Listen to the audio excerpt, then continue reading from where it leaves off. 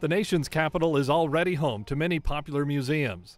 Now, a newcomer is opening its massive doors a couple of blocks from the National Mall. Museum of the Bible visitors enter through monumental recreations of the printing plates used in the first mass-produced Bibles. On the copies of the scriptures, which are inside, high-tech meets ancient text. Guests experience stories found in the Bible through immersive multimedia presentations.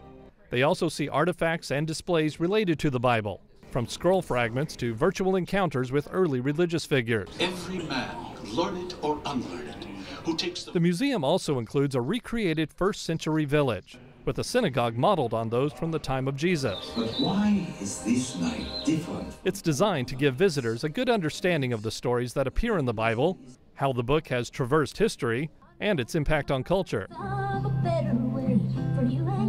At the same time, founders say the museum is meant for people of all faiths and no faith. A quotation from the Book of Tobit. And the Catholics say, aha, we're welcome here. Right. The Museum of the Bible was largely funded by the Green family, owners of the Hobby Lobby chain of craft stores. The chain was the subject of a high-profile Supreme Court case in which the company successfully argued that providing some types of birth control to employees violated their religious freedom.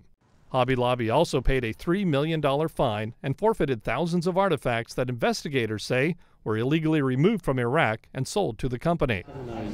Critics say the hundreds of millions of dollars that the family poured into the museum could mean that visitors are in for a hard religious sell, or that the museum serves a political purpose.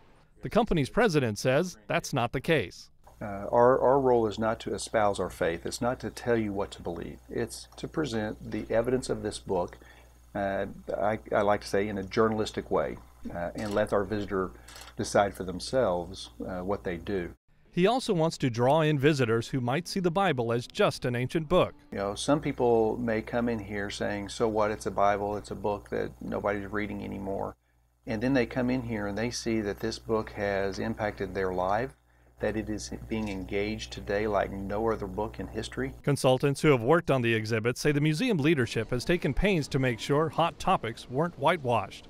So there's not a kind of happy, simplistic story. People who read the Bible were persecuted and also persecuted. People who read the Bible opposed slavery, but also read the Bible to support slavery. The Museum of the Bible covers more than 430,000 square feet. Exhibits cover thousands of years of history. Organizers say it would take days to see everything. Walter Ratliff, The Associated Press.